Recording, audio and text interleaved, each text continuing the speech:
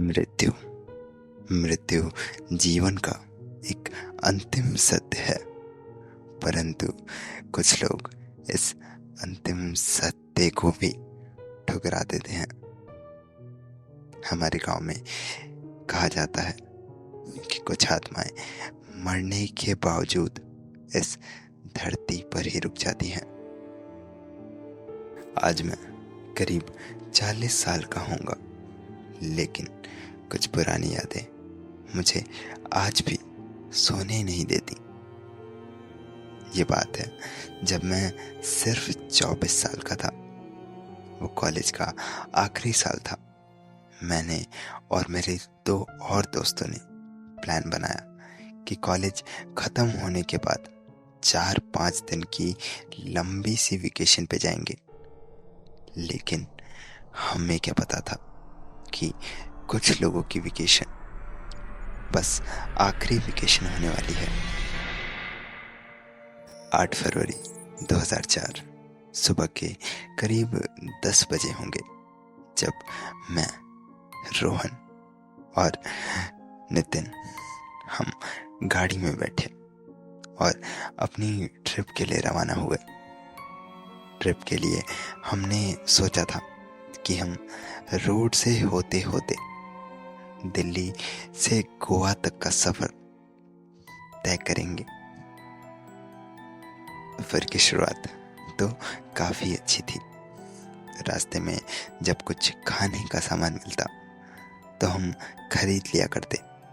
नितिन, जो कि हमारे ग्रुप का सबसे भुक्कड़ लड़का था, वो तो मानो चुटकियों में वो सारा खाना खत्म कर देता। मैंने मजाक मजाक में ही रोहन से कहा, अरे देख तो भाई से, लग रहा है कि सारा खाना यही खा लेगा। बच के रहियो नितिन, किस दिन कोई तुझे ही ना खा ले। मेरा इतना बोलना ही था कि पीछे से एक जोर सी आवाज आई और हमारी गाड़ी डिसबैलेंस होके एक पेड़ से जा टकराई। यूं तो किसी को इतनी गहरी चोट नहीं आई थी, लेकिन पीछे वाला पहिया मानो किसी भारी चीज से टकरा के फट गया था। रात के करीब 12-1 बजे होंगे। सड़क पूरी सुनसान और दूसरा जंगल का इलाका। हमने इधर उधर देखा तो वहां दूर दूर तक कोई गाड़ी नहीं थी। रोहन ने कहा कि भाई एक काम करते हैं, थोड़ा आगे बढ़ते हैं तो शायद कोई गाड़ी हमें दिख जाए। रोहन का सुझाव इतना भी बुरा नहीं था। मैं, नितिन और रोहन रोड से थोड़ा आगे चलने लगे। हम ज्यादा दूर नहीं चले होंगे। थोड़ी ही दूर जाने के बाद हमें जंगल के अंदर से एक रोशनी सी आती हुई दिखाई दी। जंगल के बीचों बीच ऐसी रोशनी का होना हमें थोड़ा अजीब लगा, लेकिन फिर हमने सोचा कि क्या पता हमें वहां से कोई मदद मिल जाए। उस रोशनी का पीछा करते करते थोड़ा जंगल के अंदर आ गए थे। थोड़ा आगे बढ़ने पे हमने देखा कि वहाँ एक बड़ा सा होटल है। जंगल के बीचों बीच इतना बड़ा होटल मानो किसी चमत्कार से कम नहीं था। हमने सोचा कि क्यों ना आज रात हम यहीं रुक जाएं और अगली सुबह कोई मैकेनिक ढूंढ के अपनी गाड़ी सही करवा लेंगे। हम थोड़ा आगे बढ़ के होटल के अंदर चले गए। होटल मानो पूरा खाली था। रिसेप्शन पे एक मैनेजर बैठा हुआ था बस। उससे बात करी और हमने 3 रूम ले लिए। लेकिन जाते जाते उस मैनेजर ने कहा, साहब, चाहे जो हो जाए, रात को दरवाज़ा मत खोलिएगा। नितिन मैनेजर की ये बात सुनकर थोड़ा हंसा और फिर आगे बढ़ के अपने रूम में चला गया। हम दोनों भी अपने अपने रूम में चले गए। थकान इतनी थी कि बिस्तर पर गिरते ही नींद आ गई। रात के करीब 3 बजे होंगे कि तभी मेरे दरवाजे पर दस्तक हुई। मेरी नींद एक झटके से खुली, लेकिन तब तक वो आवाज आना बंद हो गई थी। मैंने अपनी दोनों आंखें साफ करी और वॉशरूम के अंदर गया। फ्रेश होके बाहर आया तो सोचा एक बार दरवाजा खोल के देख ही लेता हूँ कि ये खटखटाया किसने था। मैंने दरवाजा खोला तो पाया वहाँ कोई भी नहीं है। मुझे लगा कि क्या पता थकान की वजह से मेरा सर घूम रहा है। मैं वापस बिस्तर पे सोने चला गया। मैं बिस्तर पर लेटा ही होऊंगा, मुझे वो खटखटाने की आवाज़ फिर से आई। लेकिन इस बार मैं बिना हिले डुले बिस्तर पर बस लेटे लेटे छत को देखता हुआ भगवान का नाम लेने लगा, क्योंकि इस बार खटखटाने की आवाज़ गेट से नहीं, घर में रखे एक कबर्ड से आ रही थी। कि तभी अचानक से मेरी नींद खुली।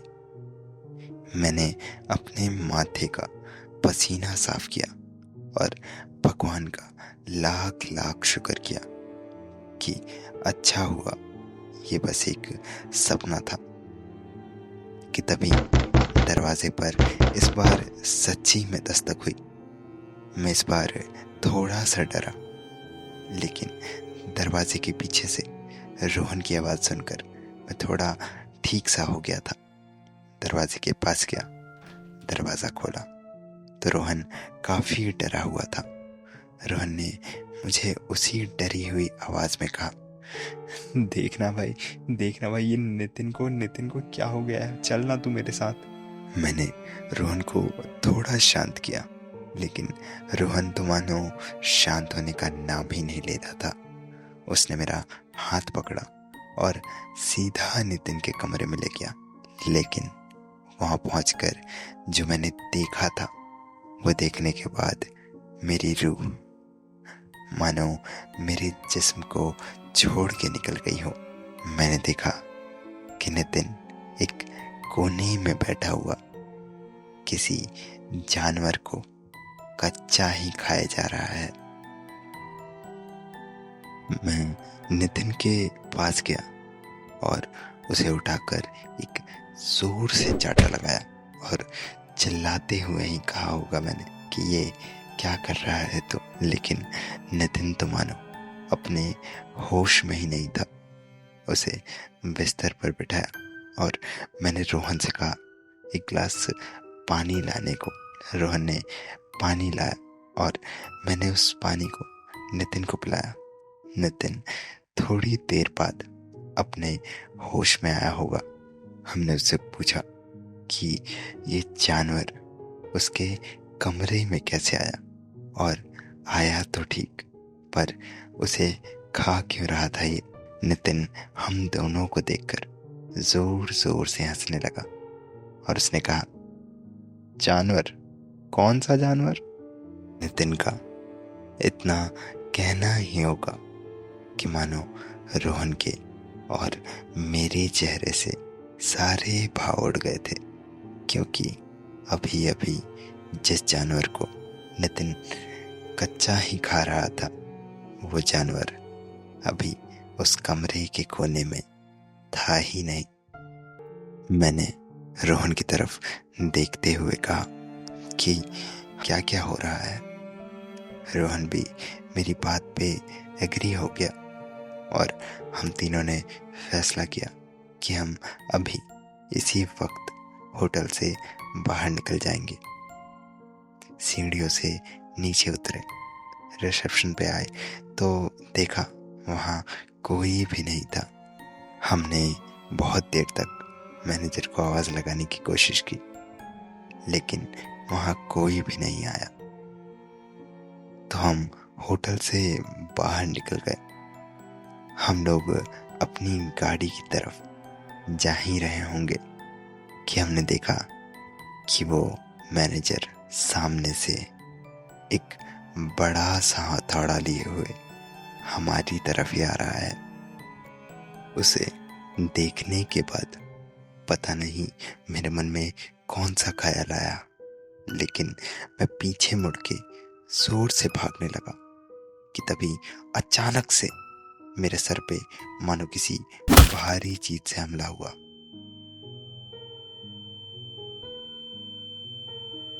आंख खुली तो पाया मैं रोड के किनारे में था और बहुत सारे लोग मेरे आसपास घूम रहे थे। आंख साफ किया तो देखा वहाँ बहुत सारी पुलिस की गाड़ियाँ और कुछ डॉक्टर्स भी थे। मैं एक स्ट्रेचिंग टेबल पे लेटा हुआ था। उठने के बाद मेरा पहला सवाल यही था कि मेरे दोनों दोस्त नितिन और रोहन कहाँ पे हैं।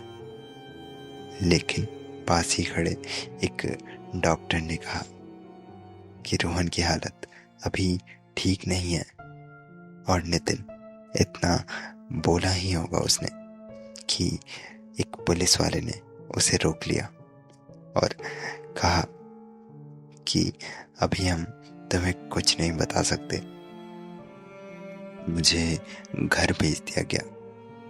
करीब 2-3 दिन के बाद मुझे पता चला कि नितिन उसी रात मर गया था और रोहन की काफी चोट लगने के कारण हॉस्पिटल में मौत हो गई। मैं पता नहीं कैसे बच गया था। पुलिस ने मुझसे बहुत सारे सवाल पूछे। मैंने जिस होटल के बारे में पुलिस को बताया, पुलिस का कहना था कि वहाँ कोई भी होटल नहीं है, और जिस मैनेजर की मैं बात कर रहा था वहाँ इस नाम का कोई भी नहीं रहता। मुझे कई दिनों तक पुलिस स्टेशन और कोर्ट के चक्कर काटने पड़े। उन्हें लगता था कि मैंने अपने ही दोस्तों को मार दिया, लेकिन उन्हें मैं जो भी बताता वो मानो मुझे खुद को भी झूठ लगता। मैं और कर भी क्या सकता था, लेकिन मेरे खिलाफ ज्यादा सबूत न होने के कारण मुझे छोड़ दिया गया। आज इस बात को काफी साल बीत गए हैं। मैं आज भी किसी को ये कहानी बताता हूँ तो वो विश्वास नहीं करता और कहता है कि क्या पता तुमने ही अपने दोस्तों को मार दिया हो।